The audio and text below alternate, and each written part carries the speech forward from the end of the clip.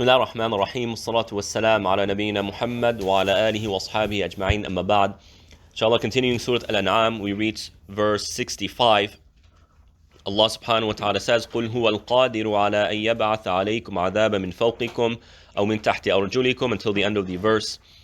Allah subhanahu wa ta'ala says that He is capable of sending upon us a punishment from above us, or a punishment from under us, or mix us into factions and cause the punishment to be inflicted by each other. And so what we find throughout history is that Allah subhanahu wa ta'ala has punished some people from above, like Lut, the people of Lut, when Allah showered them with what's probably meteorites. In fact, recent archaeological findings, I don't know how recent this is, but recent archaeological findings around the Dead Sea, so close to the Dead Sea, has uncovered a civilization that was pretty well-to-do for its time, that was absolutely crushed by a shower of meteorites. And looking at our history, that's probably the people of Lut. And so what most likely happened when Allah says, وَأَمْطَرْنَا عَلَيْهِمْ مَطَرًا, we showered them with a shower, is that a meteor entered Earth's atmosphere and somehow exploded or broke up upon entering the atmosphere, or some say that it hit a mountain and it became into small pebbles or smaller rocks, and it showered upon them, killing them all, and just completely desolating that area. So that's one example. Or the people of Ad, Allah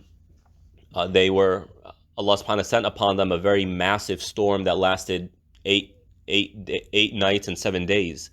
That was just constant heavy winds, probably hurricane-style winds, and completely decimated them. So a punishment from above them, أو من تحت أرجلهم, or from under them, like what Allah subhanahu wa ta'ala did to Qarun. He caused a sinkhole to open up and absorbed him. You can classify maybe the people of Thamud. They were rocked by a massive earthquake, or some sort of force that was at the level of the earth. Among other people, أو يلبسكم شيعا, or he will, Shia linguistically means a group. And so when this word can be used to refer to factions within humanity. And so one of the forms of punishment Allah subhanahu wa ta'ala sends upon a people is by making them into factions, and these factions become rivals of each other and they attack each other. And so you see this in Islamic history. You're seeing it now in America, among other, even in the Western world as a whole. Now, when this verse was revealed, the Prophet ﷺ raised his hand and said, Ya Allah, I ask you not to cause my ummah to perish due to a punishment from above. And Allah accepted. And he said, Oh Allah, don't let my ummah perish from a drought or famine. And Allah accepted that. And he asked Allah subhanahu wa ta'ala not to allow his ummah to be perished through a foreign army. And Allah accepted that. Now, the ummah to perish as a whole, we mean here, not parts of the ummah to be afflicted by this. And then he asked Allah not to let his ummah divide and become enemies of each other. And Allah didn't accept that. Allah didn't accept it. We see it throughout Islamic history. The main one being between Sunnis and Shias. And then you have other groups that come along as well. And so it's really interesting, that this one is the affliction of our ummah. It goes up and it goes down. It peaked in our history in the 8th century, the 7th and 8th century of Hijrah, and it peaked again in our times today. And so, but in another hadith, when this verse was revealed, and the Prophet ﷺ was reciting it, when he read عَذَابًا مِّن فَوْقِكُمْ, a punishment from above you, he said, Allahumma, أَسْتَعِيذُ بِكَ, or Oh Allah, I seek refuge in you. And then the other one, أَوْ مِن تَحْتِ أَرْجُلِكُمْ, Oh Allah, I seek refuge from you. But when it came to this third one, to split us into factions, he said, this is the easiest of the three, meaning this is the least damaging of the three. SubhanAllah. Why? Perhaps, this is my own kind of reflection, perhaps rivalry, factional rivalry, although it is very bad, and although it a means towards depleting our resources and wasting our time, really, it also helps revive other parts.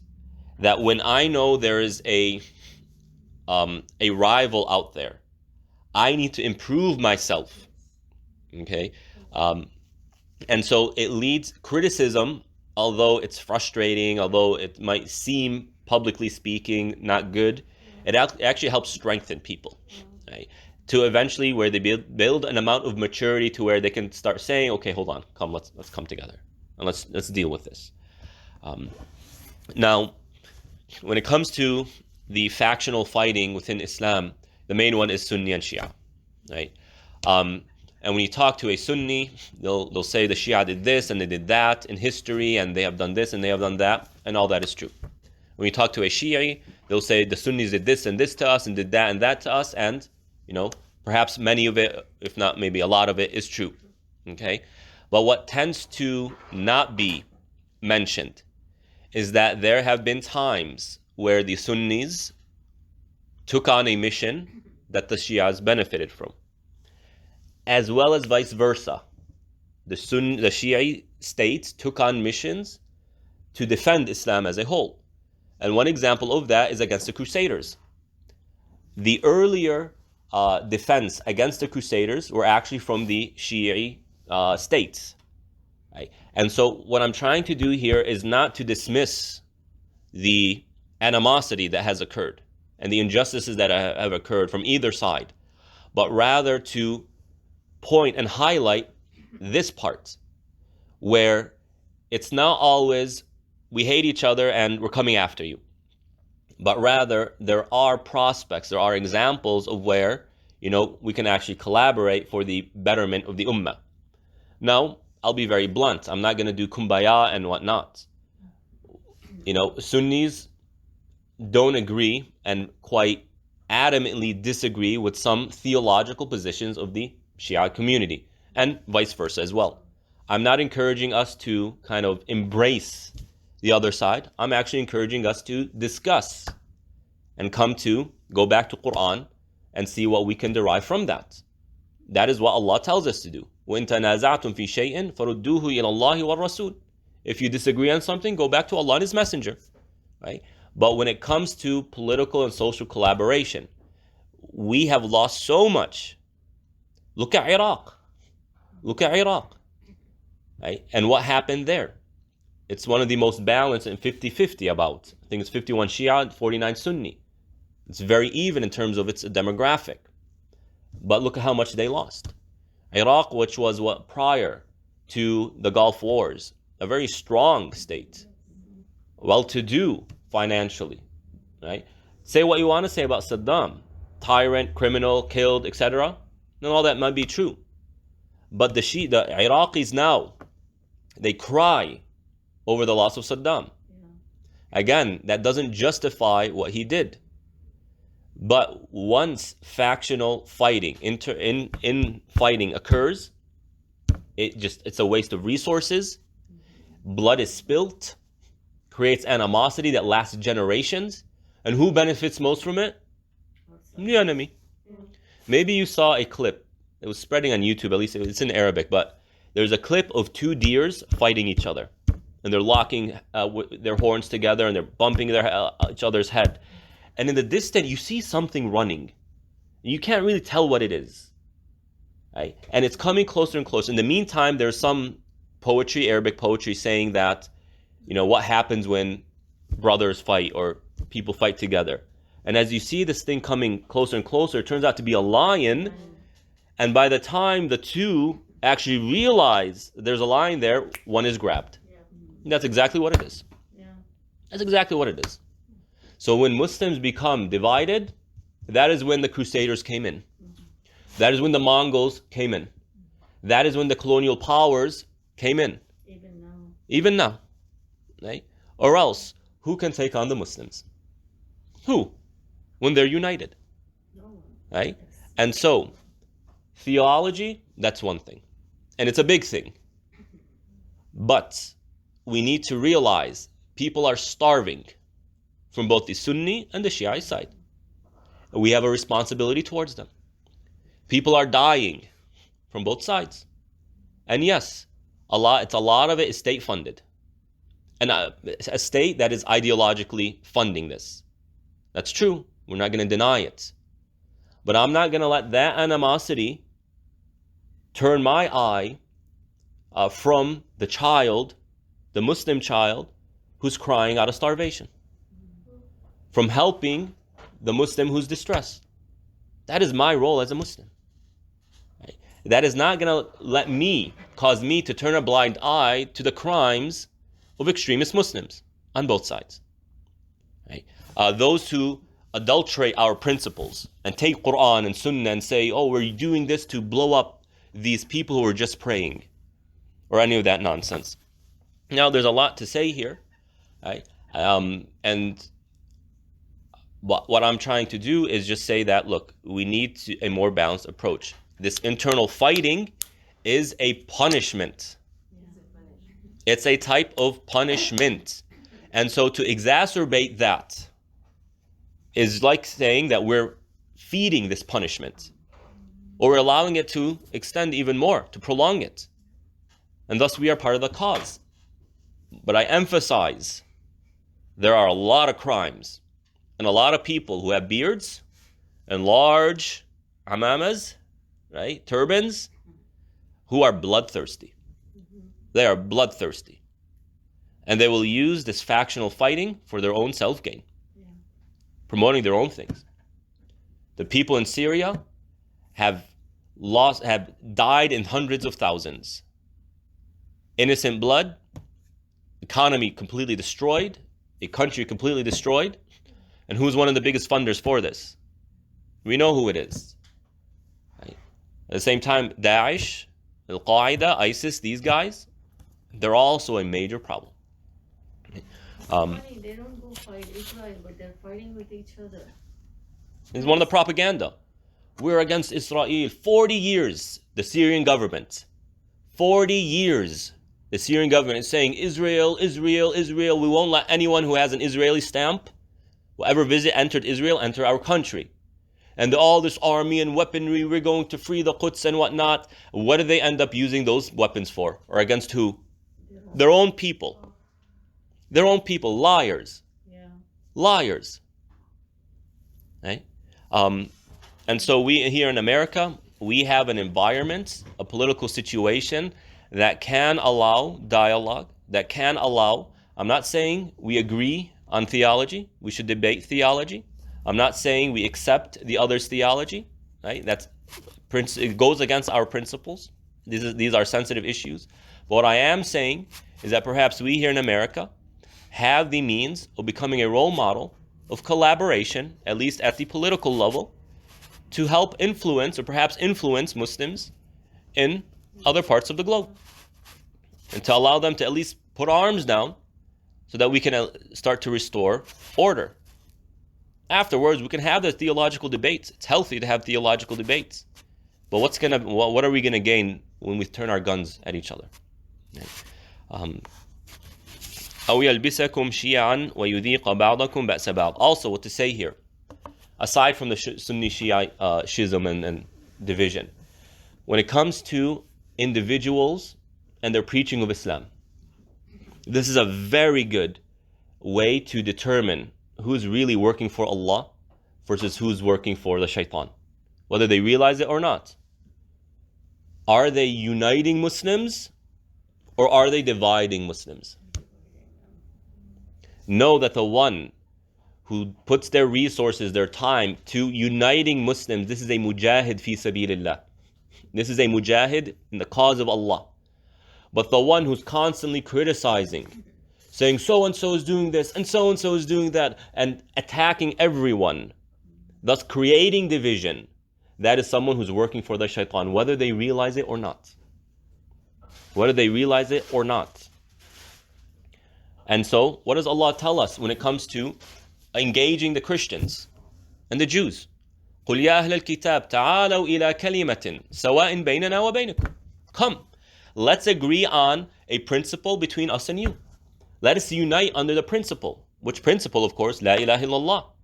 So come, unite with us under the truth. That is the way we approach things. We want to unite humanity, not to divide them. And we will fight those who create division. Because through their preaching, through their rhetoric, you have the chaos that goes on. And so Trump was a master at this. He was a master dividing the country into these are people who are good people, these are rapists, and these are, terrorists, etc., etc. Divide and conquer. In fact, that's the totalitarian way of grasping a country. Saying, oh, be careful of the enemy over there. And driving that fear. So, the ones who are called to unity, of course, no one is perfect, by the way. Just because they're calling to unity doesn't mean everything they're saying is correct.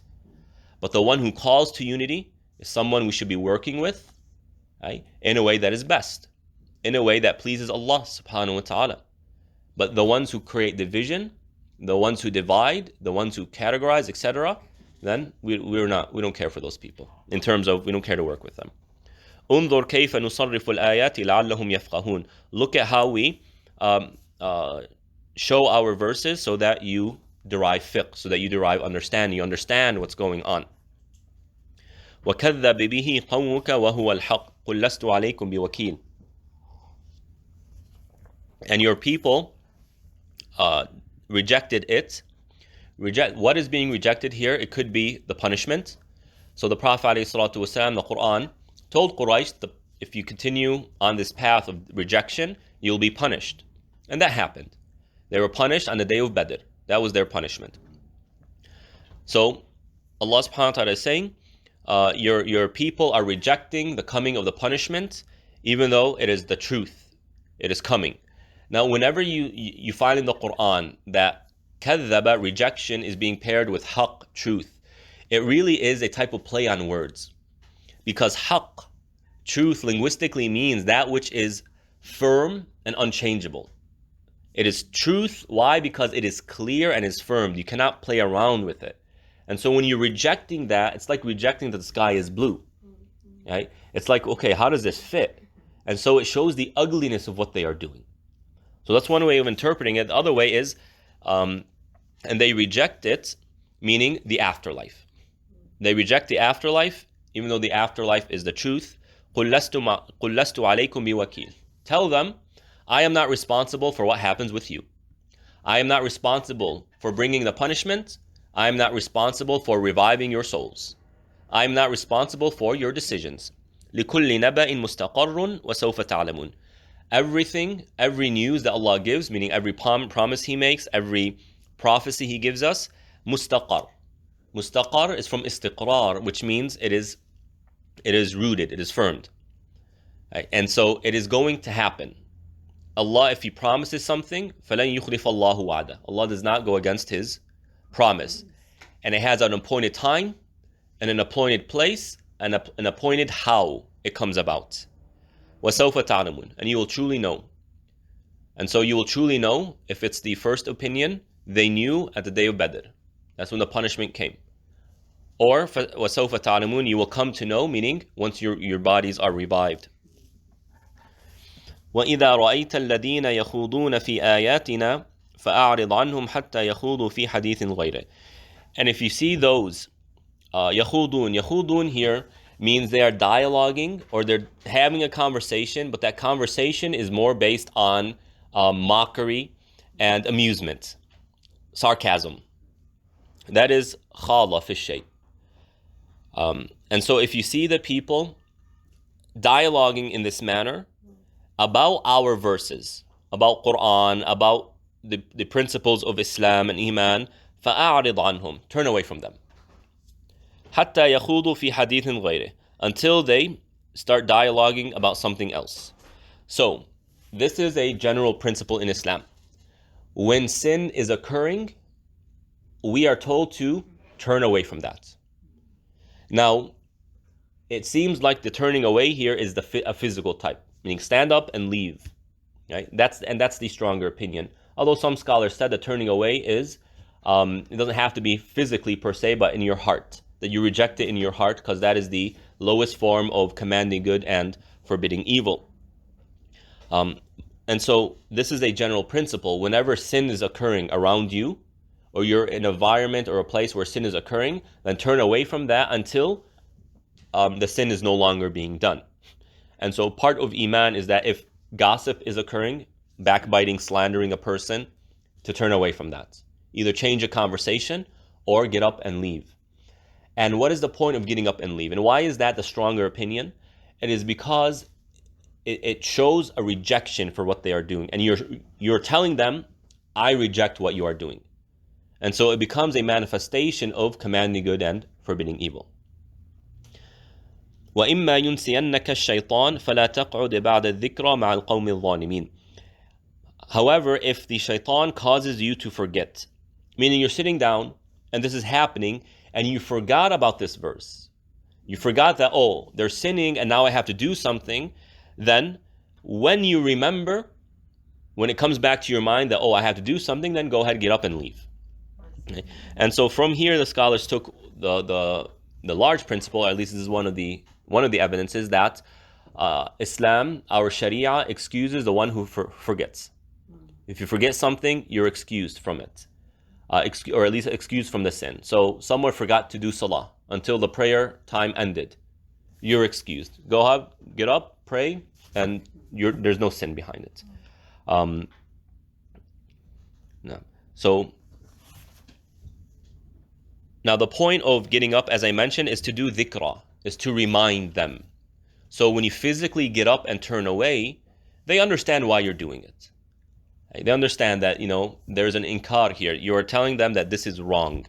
And this goes back to the question that I often get about going to weddings. Right? And I differentiated between the levels of sinning. So if it's just inappropriate music, that's a lower level, but nonetheless something that we should take into account. If women are dancing in front of men, that is higher. If alcohol is being served, that is even worse. And if the person's marrying someone they're not allowed to marry, then that is even higher. These last two, your inkar should be by rejecting the invitation up front, letting them know, I'm not coming to this. I disapprove of this. And it's always heartbreaking when I see a parent having to do that with their child, that they refuse to go to their wedding because their child's marrying someone they're not allowed to marry Islamically. May Allah protect us. The former two, you can go and show your face, say, hey, assalamu alaikum, congratulations, give your gift in person. But once the munkar starts, the sins start, just go ahead and excuse yourself and so you played your role, you answered the invitation, you showed your face, paid your respects, but at the same time, when the sins start, they see that, this person has rejected these sins and whatnot. So if you forget, but you remember afterwards, then go ahead and do it as soon as you remember. And so another thing this is teaching us is that if you are partly part of a sin, that doesn't mean that there is no virtue in removing yourself from the sin after partially being part of it. One of the tricks of the shaitan is that if you start doing a sin, or you're doing one sin, he will try and trick you to say that, well, these other things don't mean anything. So for example, someone doesn't pray, but they fast Ramadan. The shaitan will go to that person and say, well, you don't even pray, and prayer is more important than fasting. Why are you fasting? Allah's not going to accept your fast. No, what this is telling us is that it doesn't work that way. Each thing is its own separate category, and Allah will judge us on each of these things separately, not as one big entity where you're either all in or you're all out. It's not how it works. So if you started a sin, the shaitan will come and say, well, you started it, might as well finish it. No, if you started it, yeah, you're accountable for that. Ask Allah for forgiveness, but don't let that deter you from stopping midway.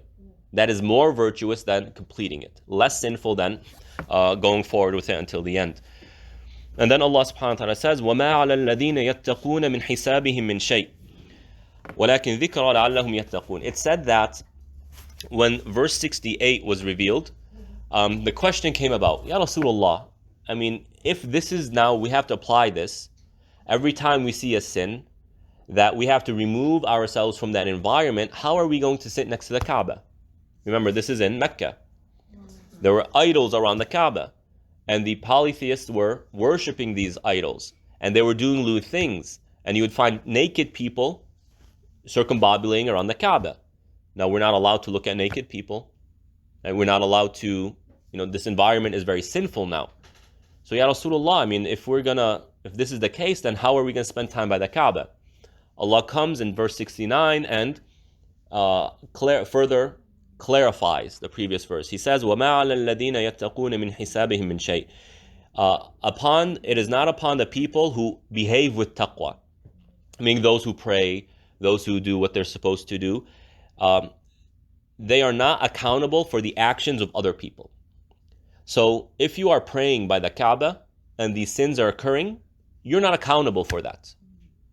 If you are in an environment where people are gossiping and they're backbiting, etc., you're not held sinful for that, right? And so it further determines that the point of standing up is simply to do inkar, to reject what the other person is doing. And it's not saying that if you remain in place that you are getting sin for what the other people are doing. You're not accountable for what they're doing. No person is held accountable for the actions of another person. وَلَا تَزِرُ وَازِرَةٌ وِزْرَ أُخْرَى وَلَكِنْ ذِكْرَى لَعَلَّهُمْ يَتَّقُونَ. Rather, the standing up and removing yourself from that environment is simply to remind them to have taqwa, to remind them to fear Allah subhanahu wa ta'ala. And the message gets across. I'm sure you and your families, you all have moments where this happened. The message gets across. And, it's a tough responsibility, but nonetheless, it's a responsibility. And it's something that we're rewarded if we do. And their sins, we are not accountable for that. Wallahu ta'ala a'lam. Let's go ahead and stop here. Wa sallallahu ala nabiyyina Muhammad wa ala alihi wa ashabihi ajma'in. Wassalamu alaikum wa rahmatullah.